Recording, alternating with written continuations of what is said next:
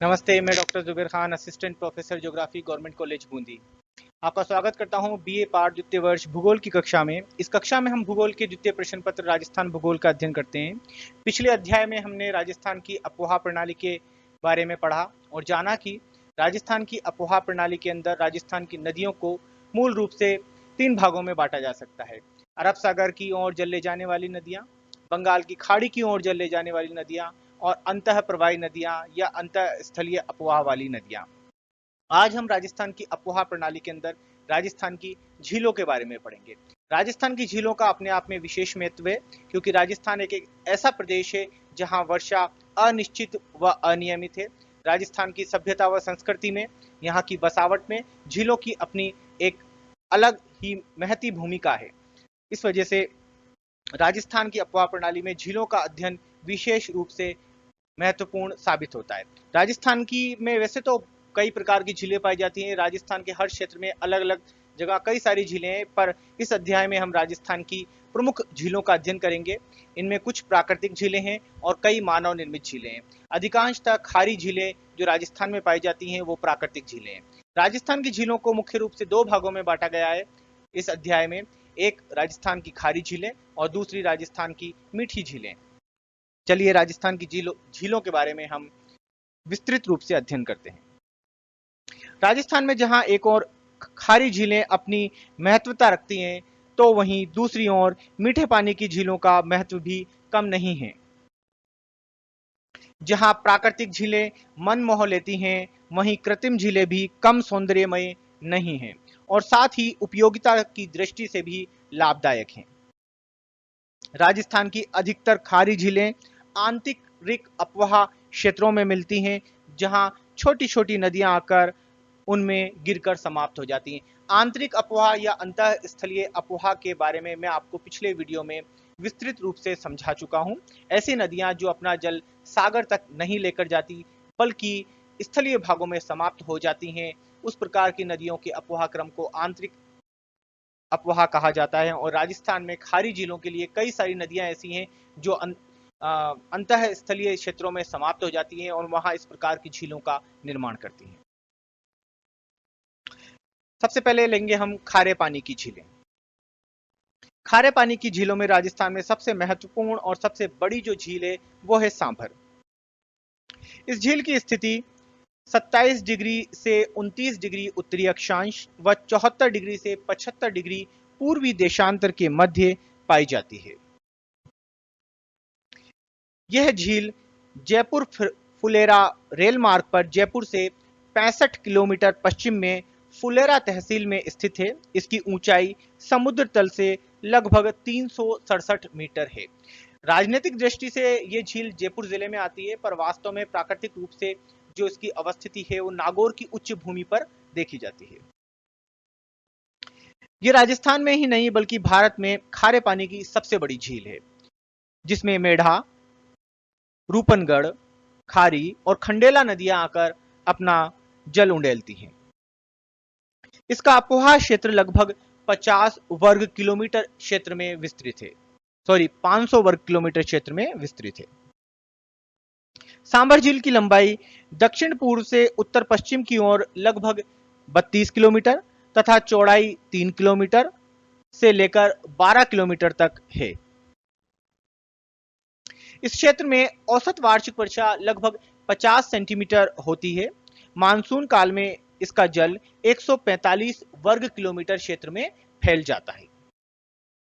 ग्रीष्म ऋतु में जब वाष्पीकरण की दर तेज होती है तो इसका विस्तार कम होने लगता है।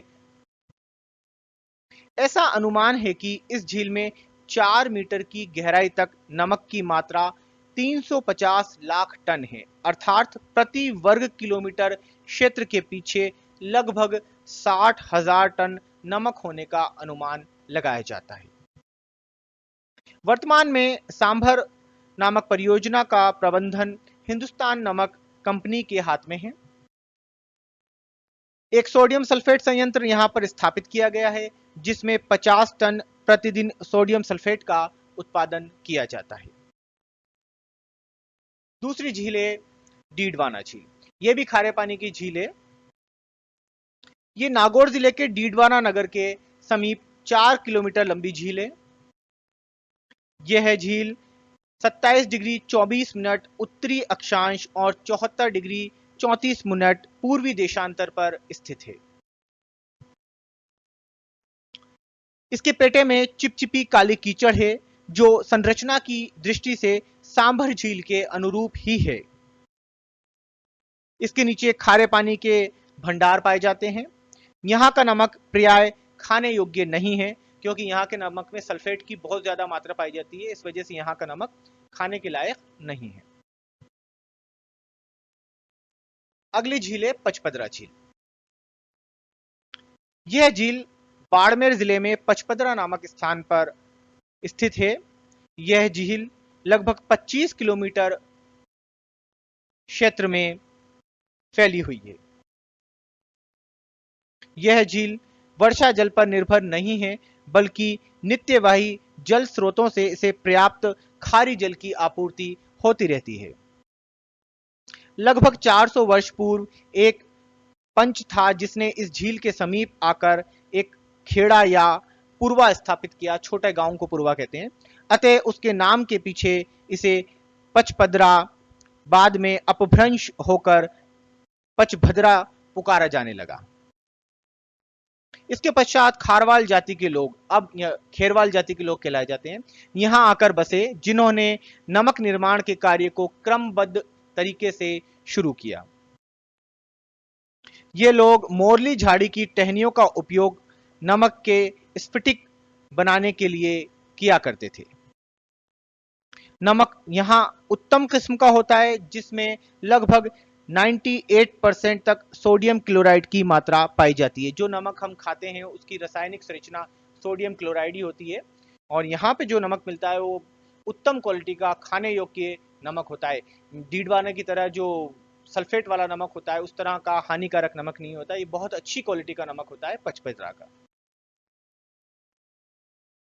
लूनकरनसर,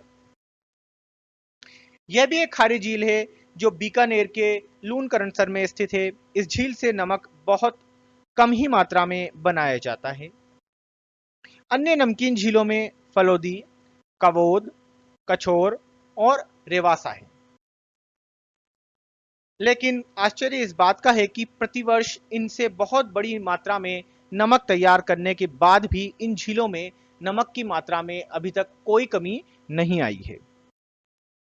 इस विषय में हुम्स, नॉटलिंग तथा हॉलैंड क्राइस्ट आदि विद्वानों ने अपने विचार प्रकट किए हैं। हुम्स के अनुसार इन झीलों के स्थान पर पहले एक विशाल जलाशय था जिसके सूख जाने के परिणाम स्वरूप यहां नमक के इतने बड़े जमाव पाए जाते हैं। नॉटलिंग का अनुमान है कि सांभर झील में नमक भूमि के नीचे लवणीय जल के स्रोतों के प्रवाहित होने के फलस्वरूप मिलता है।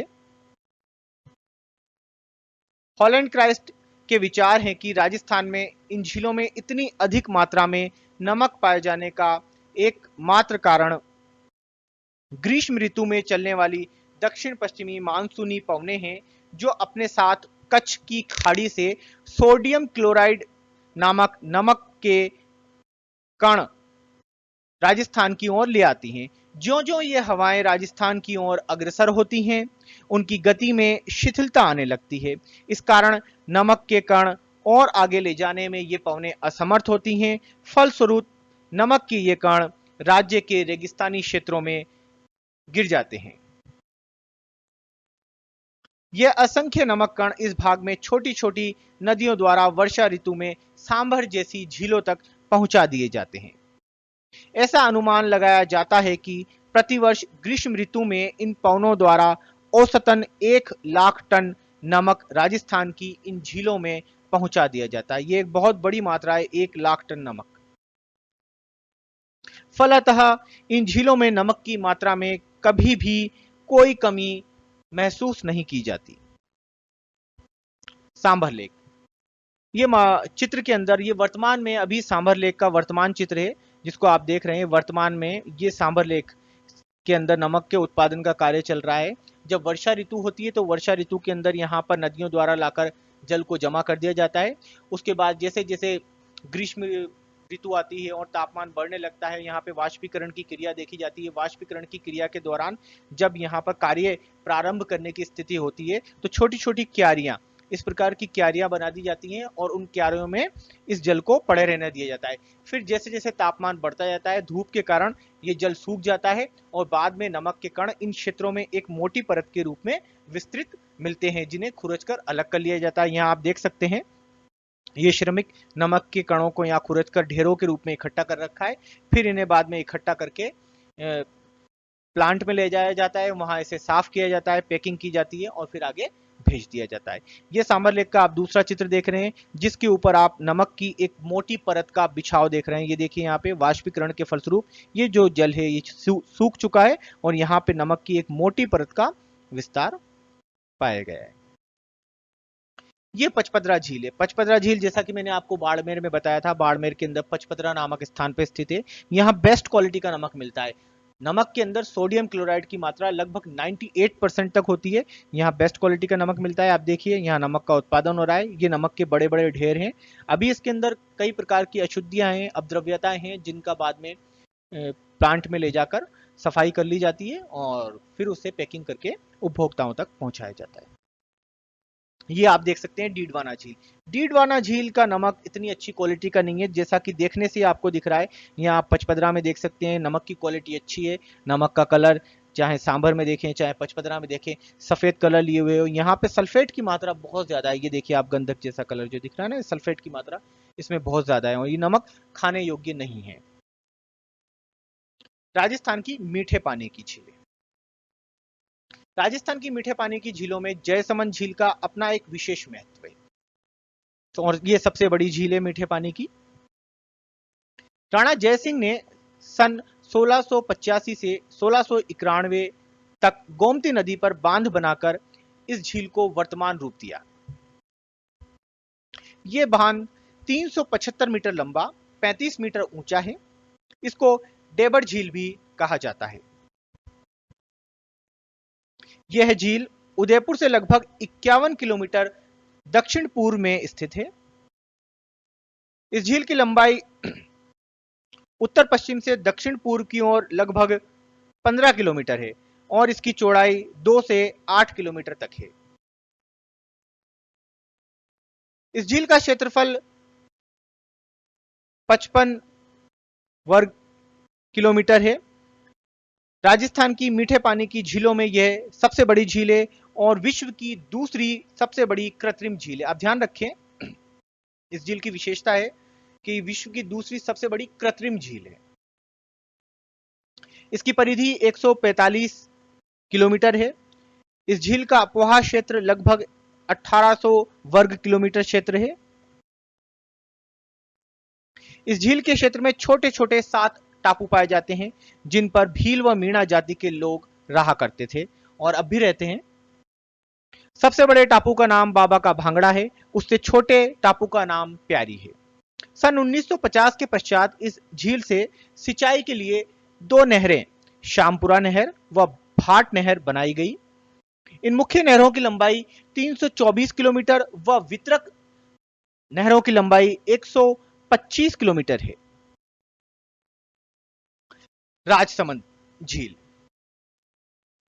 महाराणा राज सिंह ने 1662 में इस झील का निर्माण करवाया था। इस झील में गोमती नदी आकर गिरती है। यह झील लगभग 6.5 किलोमीटर लंबी तथा 3 किलोमीटर चौड़ी है। इस झील के उत्तरी भाग नौचौकी के नाम से प्रसिद्ध है। यहाँ संगमरमर के 25 शिलालेखों पर मेवाड़ का इतिहास संस्कृत भाषा में अंकित है। आजकल इस झील से सिंचाई का काम भी लिया जाता है। रूपनगढ़ नाला जो अजमेर के समीप से निकलता है, आकर सांभर झील के दक्षिण में की तरफ गिरता है। पिछोला झील। 14वीं शताब्दी के अंत में राणा लाखा के शासनकाल में एक बंजारे ने इस झील को बनवाया था। यह झील उदयपुर के पश्चिम में पिछोला गांव के किनारे पर स्थित होने के कारण इसे पिछोला नाम दिया गया। यह झील लगभग 7 किलोमीटर चौड़ी है। इस झील में स्थित दो टापुओं पर जग मंदिर और जग निवास, दो सुंदर महल बने हुए हैं। इसमें अब लेक पैलेस होटल का संचालन होता है। अनासागर झील, यह झील अजमेर में दो पहाड़ियों के मध्य अत्यंत रमणीय लगती है। यह एक सुंदर और कृत्रिम झील है। इस झील को सम्राट पृथ्वीराज चौहान के पितामह अनाजी ने सन 1137 में बनवाया था। जहांगीर ने इसकी सुंदरता से इतना प्रभावित हुआ कि उसने बांध के नीचे एक उद्यान दौलत बाग का निर्माण कराया, जिसे अब सुभाष उद्यान के नाम से जाना जाता है। सिलीसेड झील, यह झील अलवर नगर से 12 किलोमीटर दूर स्थित है तथा लगभग 10 वर्ग किलोमीटर क्षेत्र में फैली हुई है। यह पर्यटकों के आकर्षण का मुख्य केंद्र होने के साथ ही इसमें नौका विहार की सुविधा भी उपलब्ध होती है। कोलायत झील, यह झील बीकानेर से लगभग 48 किलोमीटर दक्षिण पश्चिम की ओर कोलायत नामक स्थान पर स्थित है। कहा जाता है कि यहां कपिल मुनि का आश्रम था। यहां वर्ष में कार्तिक पूर्णिमा के समय एक बड़ा मेला भी लगता है। पुष्कर झील, यह झील अजमेर से 11 किलोमीटर दूर पुष्कर नामक स्थान पर स्थित है। इसमें वर्ष भर पानी रहता है। इस झील के चारों ओर स्नान घाट बने हुए हैं। यहाँ अनेक मंदिर हैं, जिसमें ब्रह्मा जी का मंदिर सबसे ज्यादा प्राचीन और महत्वपूर्ण है। पवित्र झील के पश्चिम में एक सीधी पहाड़ी की चोटी पर ब्रह्मा जी की पत्नी सावित्री मां का मंदिर है। रंगजी के नाम से ज्ञात एक बैकुंठनाथ जी का मंदिर विशिष्ट दक्षिणी भारतीय शैली में बना हुआ है।